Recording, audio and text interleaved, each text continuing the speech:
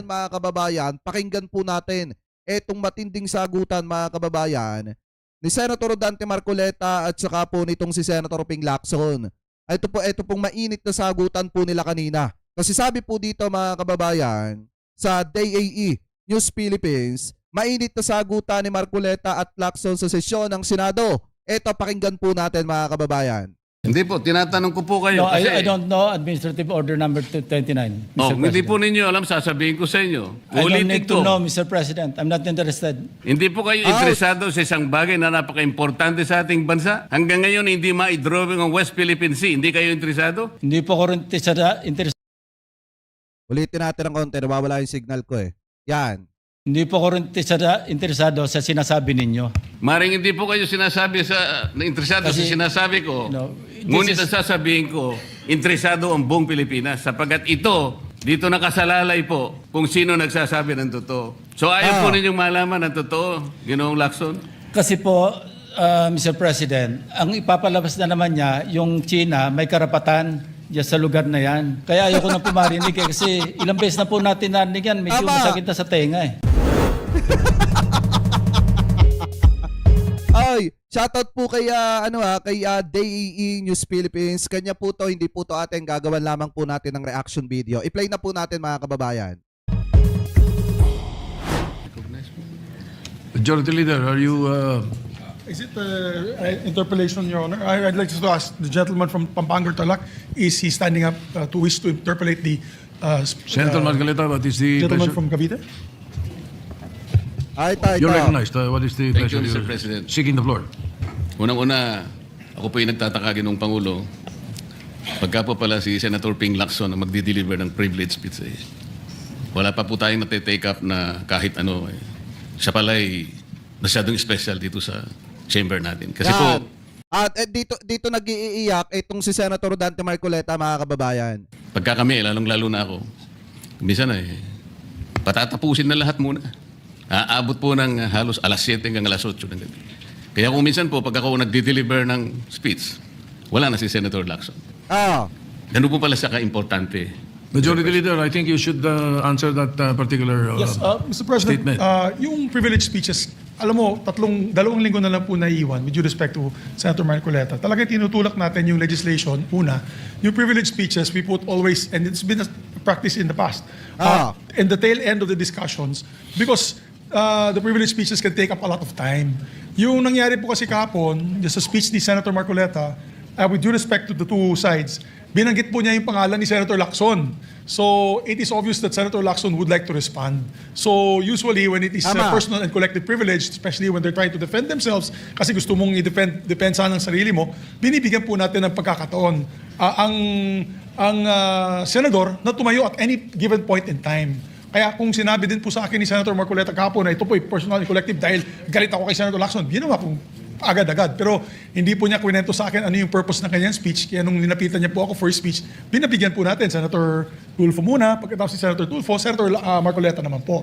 Pero yung laman po ng speech ni Senator Marcoleta ay binabanatan isang membro ng Senado. Obviously, that member of the Senate will stand and defend themselves. We have to give them priority. It goes for any member of the Senate, Mr. President. We will give that privilege to any member of the Senate. Thank you. All right, thank you. Mr. President, ang sinasabi ko lamang po ay ngayon ko lang po na nakita ang ganitong special treatment. Hindi ko naman sinasabi, Mr. President, na lahat ay ganito. Kasi po yung yung una pa po bago ito, Mr. President, naalala ko, tinapos muna lahat po ng bisita, pati po yung mga galing sa Southeast Asian Games. At kahuli-hulian nga po, inabot po ako ng alas 8 ng gabi. Yun lamang po. Ngunit gusto ko pong makapagtanong sana sa ating ginagalang na Senator Ping Lacson kung siya po ay papayag. My pleasure, Mr. President. Yan. Mainit tong tanungan na to. Hindi po alam, Mr. President, Your Honor, kung paano ko saan ako mag-uumpisa sapagkat hindi ako ang subject matter ng aking dineliver na privilege speech kahapon. Kaya kong sagutin at iisa-isahin sa inyo, ngunit ang nangyari, parang ad hominem ang nangyari. Sa akin po, natutukoy lahat ang inyong privilege speech ngayon, samantalang ang inaasahan ko ay sasagutin nyo yung privilege speech kahapon. Kasi kung ganun pong mangyayari, Mr. President, malilihis na naman po tayo sa inaasahan ng ating mga mamamayan. Dito lilitaw ngayon ang nauna pong mga patakarang nakita ko Sapagkat kailanman hindi natin makakalimutan at huwag nating kalimutan na talaga pong nilimas po ang kabangbayan. Yun na po yung gusto nating pag-usapan dito. Kung sasagutin ko po ng isa-isa ang ibinibintang po ninyo sa akin, maliliis na naman po ang pinag-uusapan na kailangan na po ng taong bayan na malaman na po ang katotohanan. Sino po ang may pakana? Sino po ang mga mastermind sa nangyaring nakawan sa ating kabangbayan? Ito po ay hindi pangkaraniwang pagnanakawan, Ginoong Pangulo. Yun po ba ang gusto niyong mangyari, Ginoong Ping Lacson? Negative po. Sigurado hindi po yun. Bakit Kayo po? po naglilihis, sino pa po nung simula nito? Nung Bakit unang pong po? privilege speech ninyo, hindi ko na sinagot kasi ayoko magkagulo. Pero enough is enough. Kahapon, nanonood ako sa aking opisina, gusto kong bumaba, kaya lang malalim na ang gabi at ayoko maabala yung trabaho sa Senado. Kaya nagsabi ako sa ating Senate President at ito'y na-manifest niya kahapon, narinig ko, na I was told na sasagot ako ngayong araw na ito. Wala pong gustong maglihis sa usaping flood control. Ako nga po, very passionate po ako dyan, mulat sa pool. Wala po kayo rito. Ako po'y talagang lumalaban sa korupsyon. Pagdating sa national budget, Gaya nga ng sabi ko sa inyo mga kababayan, doon natin nalaman kay Senator Ping Lacson nung panahon ni dating Pangulong Duterte na may budget po pala talaga ang flood control. Ano po nung panahon po ni Digong? Hindi lang natin alam kung nagawa ba yon. pagdating sa lahat ng usapin, hindi nyo po matatawaran ang aking hangarin, maituwid ang lahat ng katiwalian dito sa ating bansa dahil hindi po tayo muusad. Pero enough is enough. Patuloy po kayo sa pag-atake sa akin. Balikan nyo po, res ipsa loquitur. Andyan po lahat eh. Wala po kayong invento. Salita nyo po lahat yan eh. Sabi nyo, iniinsulto ko kayo. Sagutin nyo po. Totoo po ba o hindi yung ating napanood sa mga video? Totoo po ba o hindi yung aking mga binanggit? Tapos na po kayo. Tapos na po. Kasi po ganito. I suggest that the two gentlemen address the chair instead of addressing each other. Sorry, Mr. President. Pagpaumanhin po ninyo, Halatang magkagalit mga kababayan eh, no? Hindi na binabanggit yung pangalan ng Mr. Chair. Talagang direct to the point na. Tuloy pa natin. Ginoong Pangulo. Ngunit nakakalimutan po ng ating Senator Ping Lacson na siya po ang nagumpisa sa ngayon lang eh. Ako rin po ay defensor ni Vizcaya. Palagi niyang ipinipilit yun. Hindi niya makalimutan ang sinabi ko na nung ako po ay nasa Blue Ribbon Committee, tungkulin ko po kasi na ipaglaban ang sino man, witness man siya, resource person, siya po ang kauna-unahan na nag-apply ng Witness Protection Program. Sa aking palagay po, nung panahon na yon, ay kakailanganin namin siya sapagkat mga pangalang malalaki ang dapat na makuha natin. Hindi naman siya, ang ibig ko sabihin, si Vizcaya po ang mismong nagbigay po ng kanyang kagustuhan. Nung una po, Mr. President, ayaw ko nga maniwala sa kanya. Kaya sinabi ko sa kanya, gumawa ka ng sulat, kahit sulat kamay, para sa ganun, walang masabi ang iba na parang ako pang nag-initiate sa'yo dahil hindi kita kakilala. Kailangan malaman muna natin kung ano ang laman ng iyong testimony. At kailangan ma-determine natin kung talagang meron kang may kukontribute na mga pangalan. Kasi importante na lumitaw ang mga pangalan ng mga taong talagang utak ng pagnanakaw na ito. Yun po ang pinag-umpisahan nun eh. Dahil mabigat ang kanyang gagawin, Mr. President, nakita ko sa kanyang pagkagustuhan na sa isang mailalim sa Witness Protection Program. Kinilala ko naman yun, Mr. President. Malalagay nga sa alanganin ng buhay niya. Yun po naman yung nakalagay sa batas eh. Bakit ngayon akusahan ako na ako pa ang nagdidepensa sa kanya? Nandun naman po sa batas eh. Kaya nga po nang ipilit po ng ating DOJ Secretary na pinipilit niya magkaroon ng restitution, sinabi ko huwag mong gagawin yan. Wala naman sa batas yan eh. Ipipilit ninyo sa pamagitan ng memorandum ninyo na kahit wala sa batas para siya maging katanggap-tanggap na Witness Protection Program. Hindi, ganito. Tanungin ko na lang yung mga kababayan Pilipino po natin. Sa inyong palagay mga kababayan, eto sinasabi ni Senator Dante Marcoleta wala daw po sa batas. O ipagpalagay natin. Pero kung titingnan po natin morally, diba dapat kung talagang nagsisisi ka at kung gusto mong maging kabahagi ng WPP or ng Witness Protection Program, diba dapat magbabalik ka ng ninakaw mo? Totoo yan mga kababayan. Kung ang pagbabasihan natin yung moralidad, yung morally, diba dapat kung ikaw ay talagang nagre-repent at may repentance ka, magbabalik ka ng ninakaw mo. Sa inyong palagay mga kababayan, dapat ba bago maging kabahagi ng WPP, eto po mga Vizcaya, ang isa dapat na isaalang-alang dyan ay ibalik nila yung ninakaw nila mga kababayan habang iniimbestigahan sila. Sa inyong palagay, tama po ba yon? Di ba mukhang mas maganda yon kaysa dun sa iimbestigahan ka muna at titingnan mo na kung talagang nagsisisi ka at nagsasabi ka ng katotohanan kahit hindi ka nagbabalik ng ninakaw mo. Eh di ba mukhang mas maganda mga kababayan na ibalik mo muna yung ninakaw mo bago tingnan kung talagang nagsisisi ka at handa ka makipagtulungan. Di po ba? Ay, yun ang pananaw ko dyan. Pero kayo mga kababayan, pakitama na lamang po ko kung ako po ay mali. Anyway, tuloy pa natin. Witness, ay gagawin yung mag-restitute siya. Wala po sa batas yun, Mr. President. Yun po yung nilalaban ko. Kung napagkamalan niya na dinidepensahan ko, hindi po pwede. Hindi, kung titingnan nga morally, yun kasi sinabi ni ngayon ay ombudsman, Boying Remulla, na kung pagbabasihan ay morally mga kababayan, much better magbalik ng ninakaw para makita ng taong bayan na sincere ka talaga. Hindi yung ganun, Mr. President. So ngayon, hanggang ngayon, pati ba naman ng asawa ko na independent director, kakalantariin pa rito. Saan ba't natin pag-uumpisa ng pag-uusap na ito? Pagkatapos, ipipilit na naman ninyo yung Kalayaan Island Group.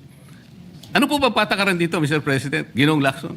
Kailangan bang samot-samot ang gagawin mo para sa isang privilege speech? Kayo po'y matagal na sa Senado.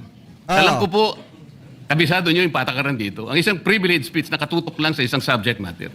Pero ang gagawin po ninyong samot-samot ito, at pagkatapos ay mag-uumpisa kayo na para bang ang nilalaman ng privilege speech ninyo puro ad hominem.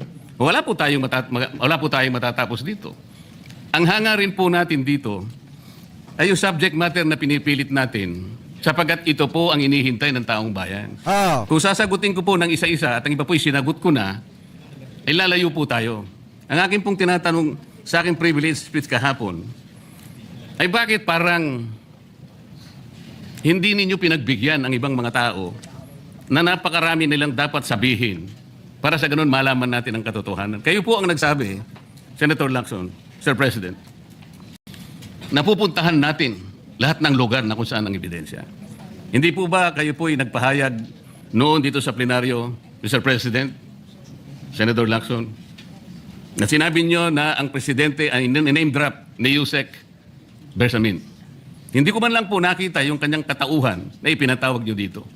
Samantalang napakalaki ng dapat niyang ipaliwanag sapagkat kayo po ang nagsabi sa pamamagitan ng pagtitiwala ninyo sa ibinigay na testimony ni Yusek Bernardo na niname drop niya ang presidente. 100 billion pesos po pinag-uusapan dito na kung saan ang porsyentong tinanggap nila sang-ayon din sa inyong pagpapahayag ay 8 billion pesos. Nagtataka po kami, ang taong bayan, hindi nyo man lang pinatawag si Yusek Bersamin. Nagtataka din po ako. Alam po ninyo ito. Nakiusap, nagpresenta si ex-Governor Chavit Singson. At iminungkahi ko po sa inyo. At ang sabi nyo, sige po, sa susunod na pagdinig natin, Si Chavit. ay imbitahan natin siya. Sapagkat marami raw siyang gustong ibahagi sa ating pagdinig tungkol sa mga project sa Ilocos. Ngunit hindi po nyo tinawag.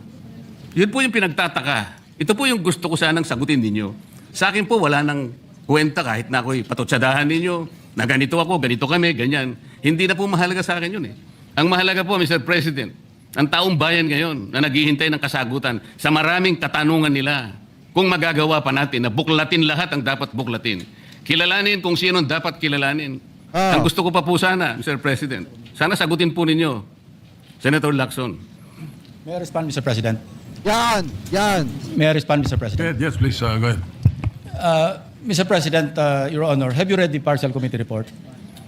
Ganito po ang nangyari, Mr. No, have you read President. the partial committee report? That is my question, Mr. President. Binasa ko po, ngunit hindi ko po magawan ng paraan kung paano ko po itatrato. Kasi kahit na po ganun ang nangyari, tiningnan ko po . Kaya lang, sabi ko sa mga staff ko, nung mag-meeting kami, bakit ka ako wala man lang pirma ito? Ito po taliwas po sa inyong ipinahayag kahapon. Sinabi nyo President. rito. Nasagot na ni Senator Ping Lacson yan kasi nga yung isinend sa kanila mga kababayan na nakalagay sa files, yun yung pinaka-paunang bungad pa lamang at hindi yun yung mga kababayan, pinaka-committee report talaga. Di po ba mga kababayan, hindi yun yung actual.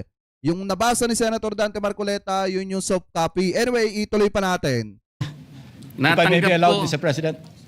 Patapusin niyo muna ako para may paliwanag ko kung bakit hindi man lang ako sumagot sa inyo dito sa ibinigay niyong material na ito. Kasi sinabi po ninyo, for one, I have it on record that his office already received a copy of the BRC Parcel Committee report as early as February 11, both hard and soft copies, but he has not signed it, even with I dissent remark.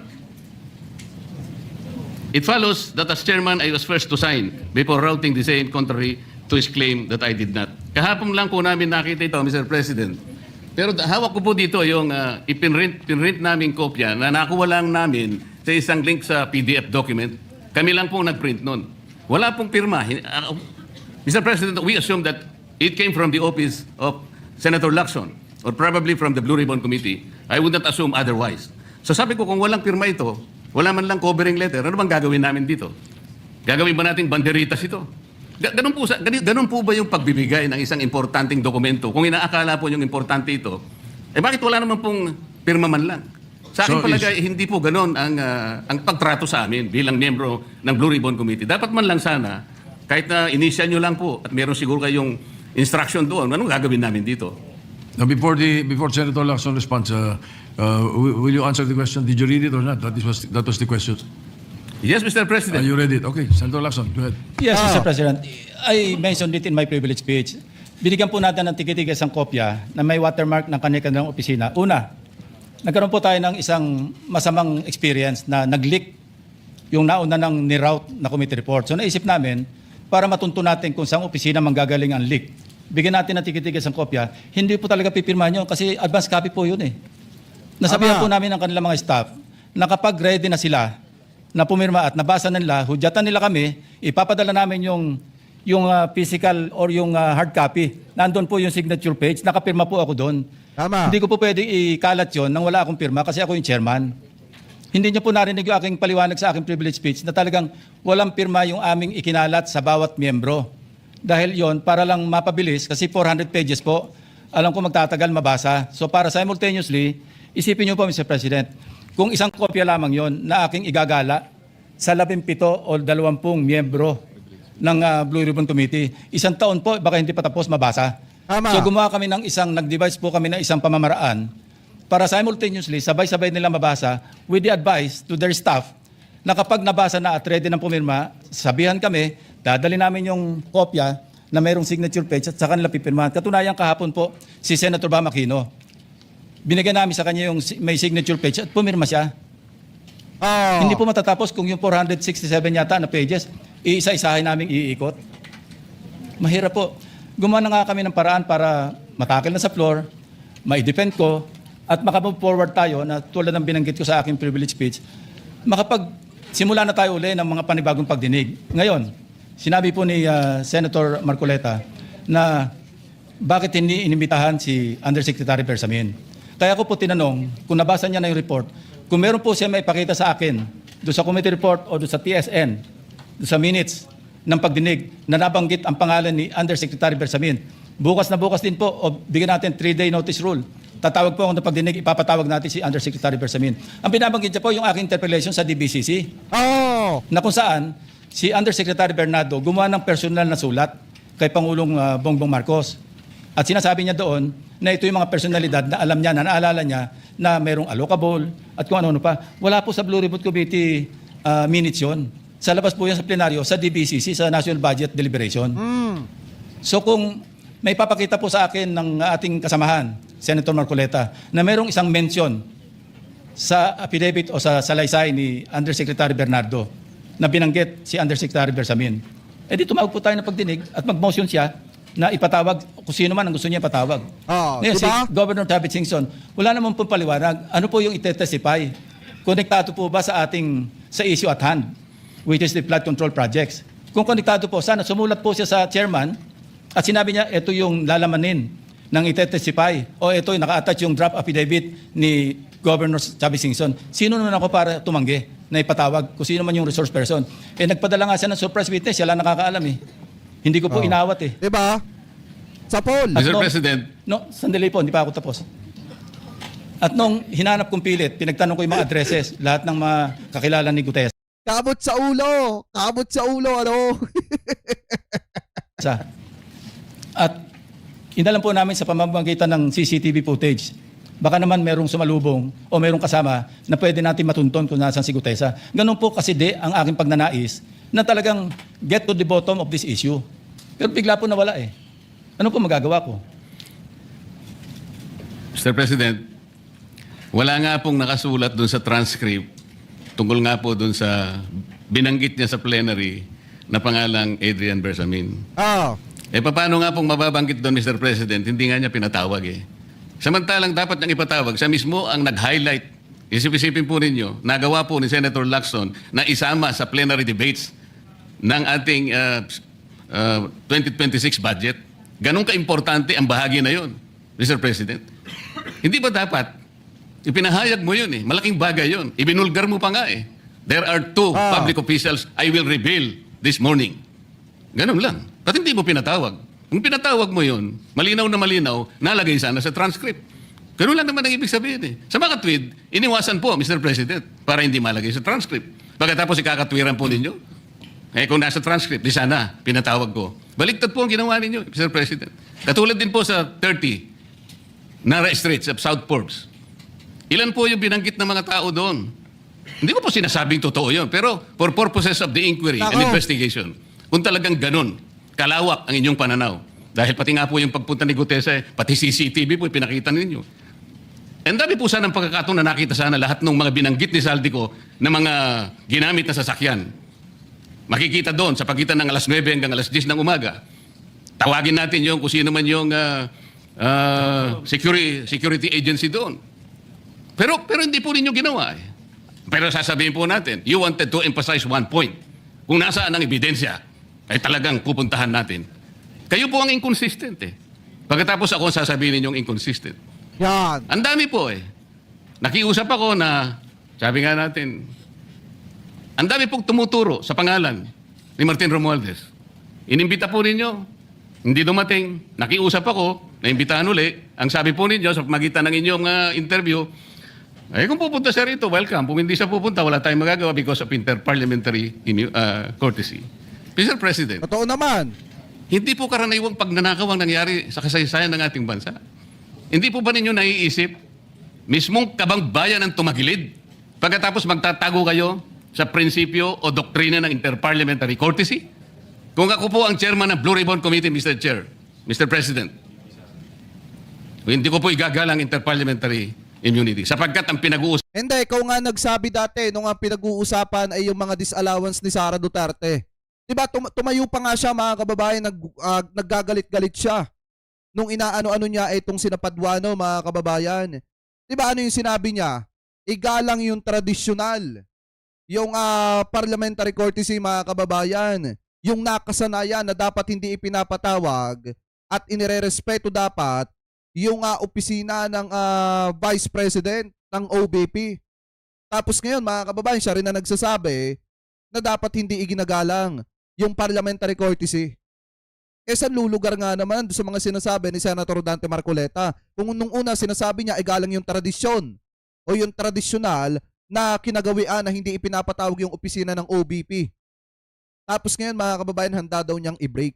Anyway, ituloy pa natin. usapan dito, interest ng mamamayan. Huwag po tayong magtago kung saan-saan. Sinabi po ninyo, Mr. President, Senator Lacson, yung Apostille Convention.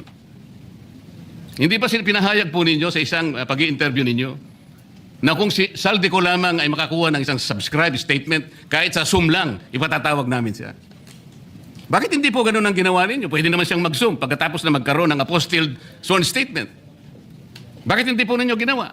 Meron naman pong Zoom eh. Natatakot yung tao. Nanganganib ang kanyang buhay. At palagay ko naman, nanganganib nga talaga. Iintay pa po ninyo na humarap sa inyo? Pwede naman ang Zoom eh. Kung talagang gusto nyong tuntunin ang lahat ng mga ebidensya na dapat nating puntahan. Ito po yung pinupunto ng aking privilege speech kahapon eh. Hindi ko nga po alam na kapag ako po ang magdi-deliver ng privilege speech, Mr. President, palagi po kayong nawawala. Kasi nga, nasa bandang huli na po ako eh. Pero kung talagang gusto nyo lamang, alam nyo naman, nasa agenda po natin kung sino po ang tatayo para mag-deliver ng privilege speech eh. Ayoko pong isipin na sinasadya ninyo. Ngunit narinig naman po ninyo eh. Mr. President, pagkatapos isasama yung Kalayaan Island Group. Ano po ba talagang pinag-uusapan natin dito? Yung kapakanan ng bayan? Pinipilit po nyong pinagtatanggol ko ang China. Napapailig na lang si Senator Ping Lacson eh. Walang katapusan na Kalayaan Island Group. Sa March 12 po, Mr. President, Senator Lacson, sana po may panahon kayo. Sapagkat ipinatawag ko sa pagitan ng isang resolution, at ito po ay alam na ni Senator Erwin. Pinatawag ko po ang NAMRIA, pinatawag ko po ang Philippine Coast Guard, Philippine Navy, ang DFA, pinatawag ko rin po si Justice Carpio, at saka yung professor sa UP. At kung sino man po ang interesado, pero once and for all, malaman po natin dito kung sino ang sinungaling, kung sino ang makatsina, kung sino ang naggagaling-galingan at nagpapanggap na expert in international law. Sana po, Senator Lacson, nandun po kayo. Mr. President, may we hear from the chairman of the Foreign Relations Committee because his name was mentioned. May I just confirm if indeed he will call for a hearing and invite those people mentioned, Mr. President? With due respect. Well, as requested, if you would like to respond, Senator Erwin Tulfo. Thank you, Mr. Chair. This morning, I have received a letter from the Department of Foreign Affairs citing that they cannot attend, including NAMRIA, Mr. Chair, and we have already written to the various chiefs of staff of the members of the Committee on Foreign Affairs. They cited, including NAMRIA, that they cannot attend because of the fact that it is a matter of national security, Mr. President. And I also have a copy that will be sent to your office, Mr. President. The reason given by NAMRIA, the Armed Forces of the Philippines, and the Department of Foreign Affairs, Mr. President. In other words, Mr. President, the gentleman from Pampanga and Tarlac is confirming something that is not confirmed. Mr. President, that is too much of a statement. Kausap ko pa lamang ang chairman at kaming dalawa po nagkakausap at niremind pa nga ako yung mga nakarang araw na March 12, okay ka na. So, ang sabi ko sa kanya, ito po ang dapat nating maimbitahan. Bakit naman po nagkaroon ng issue sa national security ang pagdinig tungkol sa usapin sa West Philippine Sea? Mr. President? Ito na naman po ba ay patakaran para ilihis na naman? Hindi po pag-uusapan dito kung ano-ano mang klaseng teritoryo pag-uusapan dito. Ang pag-uusapan lang natin ay yung masigalot na pinalalaki nila at hindi nila maintindihan na walang kamatay ang West Philippine Sea. Nakalagay po kasi sa Administrative Order number 29, dated 2012, Mr. President. 14 na taon nang nakararaan, minanduhan mismo ang NAMRIA at ang DFA na mag-submit ng mapa at mga charts sa opisina ng United Nations General, as UN Secretary General, at i-notify ang lahat ng international organizations katulad ng IHO. Ano po bang ibig sabihin nun, Mr. President? Alam po ba ito ni Senator Lacson, yung Administrative Order number 29?